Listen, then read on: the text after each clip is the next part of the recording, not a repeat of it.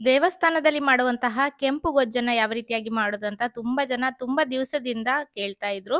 ಕಾರಣಾಂತರದಿಂದ ಇಷ್ಟು ದಿವಸ ಈ ರೆಸಿಪಿಯನ್ನ ಮಾಡ್ಲಿಕ್ಕೆ ಆಗಿರ್ಲಿಲ್ಲ. ಇವತ್ತು ಈ ರೆಸಿಪಿಯನ್ನ ಯಾವ ರೀತಿಯಾಗಿ ಮಾಡೋದಂತ ನಿಮ್ಮ ಜೊತೆ ಶೇರ್ ಮಾಡ್ತಾ ಇದ್ದೇನೆ. ನಮಸ್ಕಾರ, ನಾನು ಪವಿತ್ರ ಭಾಗವತ್. ಮಿಸೆಸ್ ಭಾಗವತ್ ಚಾನಲ್ಗೆ ನಿಮ್ಮೆಲ್ಲರಿಗೂ ಪ್ರೀತಿಯ ಸ್ವಾಗತ. ನಾನಿಲ್ಲಿ ಕುಂಬಳಕಾಯಿಯ ಸಿಪ್ಪೆಯನ್ನ ತಗೊಂಡಿದ್ದೇನೆ. ಕುಂಬಳಕಾಯಿ ಸಾಂಬಾರ್ ಮಾಡಿದ ನಂತರ ಅದರ ಸಿಪ್ಪೆಯನ್ನ ಎಸೆಯುವ ಬದಲು ಈ ರೆಸಿಪಿಯನ್ನ ಮಾಡ್ಕೊಳ್ಳಿ. ರುಚಿನೂ ಚೆನ್ನಾಗಿರ್ತದೆ, ಆರೋಗ್ಯಕ್ಕೂ ಒಳ್ಳೆಯದು. ಮೊದಲಿಗೆ 1 ಲೋಟ ಆಗುವಷ್ಟು ನೀರನ್ನ ಕಾಯಲಿಕ್ಕೆ ಇಟ್ಟಿದ್ದೇನೆ. ಅದರಲ್ಲಿ ಕುಂಬಳಕಾಯಿಯ ಸಿಪ್ಪೆಯನ್ನ ಹಾಕೊಂಡು ಒಂದು ಮುಚ್ಚಳವನ್ನ ಮುಚ್ಚಿ ಬೇಯಲಿಕ್ಕೆ ಇಡ್ತೇನೆ. ಒಂದು 15-20 ಪೀಸ್ಗಳನ್ನ ತಗೊಂಡಿದ್ದೇನೆ. ಇಷ್ಟೇ ಪ್ರಮಾಣದಲ್ಲಿ ಹಾಕೊಳ್ಬೇಕು ಅಂತೇನೂ ಇಲ್ಲ.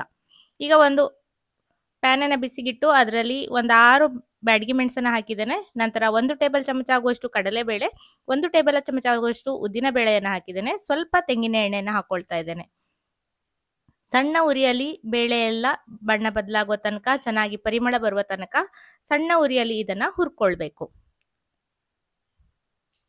ಬೇಳೆ ಎಲ್ಲ ಚೆನ್ನಾಗಿ ಹುರಿದಾಗಿದೆ. ಈಗ ಇದಕ್ಕೆ ಸ್ವಲ್ಪ ಇಂಗನ್ನ ಹಾಕಿ ಚೆನ್ನಾಗಿ ಮಿಕ್ಸ್ ಮಾಡಿ ಉರಿಯನ್ನ ಆಫ್ ಮಾಡಿಕೊಂಡು ತಣ್ಣಗಾಗ್ಲಿಕ್ಕೆ ಬಿಡ್ತೇನೆ. ಇಲ್ಲಿ ಕುಂಬಳಕಾಯಿಯ ಸಿಪ್ಪೆ ಕೂಡ ಚೆನ್ನಾಗಿ ಬೆಂದಿದೆ. ಇದನ್ನು ಕೂಡ ಉರಿಯನ್ನ ಆಫ್ ಮಾಡಿ ತಣ್ಣಗಾಗ್ಲಿಕ್ಕೆ ಬಿಡ್ತೇನೆ. ಕುಂಬಳಕಾಯಿಯ ಸಿಪ್ಪೆ ಇಲ್ಲ ಅಂದ್ರೂ ಕೂಡ ಉದ್ದಿನಬೇಳೆ, ಕಡಲೆಬೇಳೆಯನ್ನ ಹಾಕಿ ಈ ಗೊಜ್ಜನ್ನ ಮಾಡಿದಾಗ ದೇವಸ್ಥಾನದ ಶೈಲಿಯಲ್ಲಿ ಗೊಜ್ಜು ರೆಡಿ ಆಗ್ತದೆ.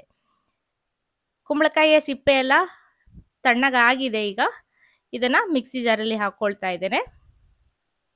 ನೀರನ್ನ ಸ್ವಲ್ಪ ಬಿಟ್ಕೊಳ್ತೇನೆ. ಸ್ವಲ್ಪನೇ ಸೇರಿಸ್ಕೊಂಡು ಸ್ವಲ್ಪ ಗಟ್ಟಿಯಾಗಿ ಈ ಗೊಜ್ಜನ್ನ ರುಬ್ಕೊಳ್ಬೇಕು. ಹಾಗಾಗಿ ನೀರನ್ನ ವೇಸ್ಟ್ ಮಾಡೋದು ಬೇಡ. ಅದೇ ನೀರಲ್ಲಿ ರುಬ್ಬಿ ಚೆನ್ನಾಗಿ ಬರ್ತದೆ ಗೊಜ್ಜು. ನಾನು ಸ್ವಲ್ಪನೇ ನಂತರ ಸೇರಿಸ್ಕೊಂಡು ರುಬ್ಕೊಳ್ತೇನೆ.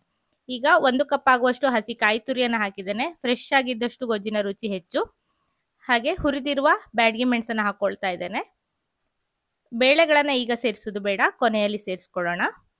ಖಾರಕ್ಕೆ ನಿಮಗೆ ಜಾಸ್ತಿ ಖಾರ ತಿನ್ನೋದಾದ್ರೆ ಬ್ಯಾಡಗಿ ಮೆಣಸಿನ ಜೊತೆಗೆ 1-2 ಗುಂಟೂರು ಮೆಣಸನ್ನ ಸೇರಿಸ್ಕೊಳ್ಬಹುದು. ಅಥವಾ ನಮ್ಮ ಕಡೆ ಚೂರು ಮೆಣಸು, ಗಾಂಧಾರಿ ಮೆಣಸು ಅಂತ ಹೇಳ್ತೇವೆ, ಅದನ್ನ ಬೇಕಾದ್ರೆ ಸೇರಿಸ್ಕೊಳ್ಬಹುದು ಖಾರಕ್ಕೆ.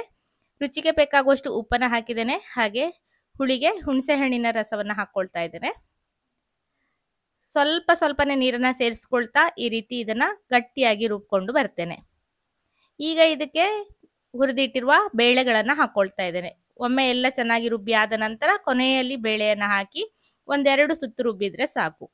ತುಂಬಾ ನುಣ್ಣಗಾಗೋ ತನಕ ರುಬ್ಬುವುದು ಬೇಡ. ಹಾಗೆ ಸ್ವಲ್ಪ ನೀರನ್ನ ಸೇರಿಸ್ಕೊಳ್ತಾ ಗಟ್ಟಿಯಾಗಿ ಇದನ್ನ ರುಬ್ಕೊಳ್ಬೇಕು. ಈ ರೀತಿ ರುಬ್ಕೊಂಡಿದ್ದೇನೆ. ಇದನ್ನ ಒಂದು ಪಾತ್ರೆಯಲ್ಲಿ ಹಾಕಿ ಇಟ್ಕೊಳ್ತೇನೆ. ಕೊನೆಯಲ್ಲಿ ಇದಕ್ಕೊಂದು ಒಗ್ಗರಣೆಯನ್ನು ಹಾಕೊಳ್ಬೇಕು. ಒಗ್ಗರಣೆ ಸೌಟನ್ನ ಬಿಸಿಗಿಟ್ಟು 1 ಟೇಬಲ್ ಚಮಚ ಆಗುವಷ್ಟು ತೆಂಗಿನ ಎಣ್ಣೆಯನ್ನು ಹಾಕೊಳ್ತಾ ಇದ್ದೇನೆ.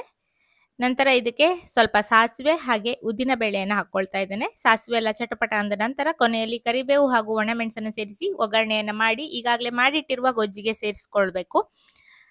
ಈ ಗೊಜ್ಜನ್ನ ಅನ್ನದ ಜೊತೆ ಎಣ್ಣೆ ಹಾಕಿ ಊಟ ಮಾಡ್ಲಿಕ್ಕೂ ಚೆನ್ನಾಗಾಗ್ತದೆ. ದೋಸೆ, ಚಪಾತಿ, ರೊಟ್ಟಿಗಳ ಜೊತೆ ಕೂಡ ನೀವು ಇದನ್ನ ಸರ್ವ್ ಮಾಡ್ಬೋದು. ರೆಸಿಪಿ ಇಷ್ಟ ಆದರೆ ಖಂಡಿತ ಲೈಕ್ ಮಾಡಿ, ಶೇರ್ ಮಾಡಿ, ಅನಿಸಿಕೆನ ಕಮೆಂಟಲ್ಲಿ ತಿಳಿಸಿ. ಹಾಗೆ ಚಾನಲನ್ನು ಸಬ್ಸ್ಕ್ರೈಬ್ ಮಾಡಿಕೊಂಡು ಸಪೋರ್ಟ್ ಮಾಡಿ ಅಂತ ಕೇಳ್ಕೊಳ್ತೇನೆ. ಇದೇ ರೀತಿಯಾಗಿ ಸೌತೆಕಾಯಿ, ಮಂಗಳೂರು ಸೌತೆಕಾಯಿಯನ್ನು ಬಳಸಿ ಒಂದು ಗೊಜ್ಜನ ಮಾಡುವ ವಿಧಾನವನ್ನು ಈಗಾಗಲೇ ಶೇರ್ ಮಾಡಿದ್ದೇನೆ. ಅದನ್ನು ನೋಡಿಲ್ಲ ಅಂದ್ರೆ ಖಂಡಿತ ರೆಸಿಪಿಯನ್ನು ನೋಡಿ ಮನೆಯಲ್ಲಿ ಟ್ರೈ ಮಾಡೋದನ್ನ ಮರಿಬೇಡಿ. ಇದೇ ರೀತಿ ಇನ್ನೊಂದು ಹೊಸ ರೆಸಿಪಿಯೊಂದಿಗೆ ಬರ್ತೇನೆ. ಅಲ್ಲಿಯವರೆಗೂ ನಮಸ್ಕಾರ.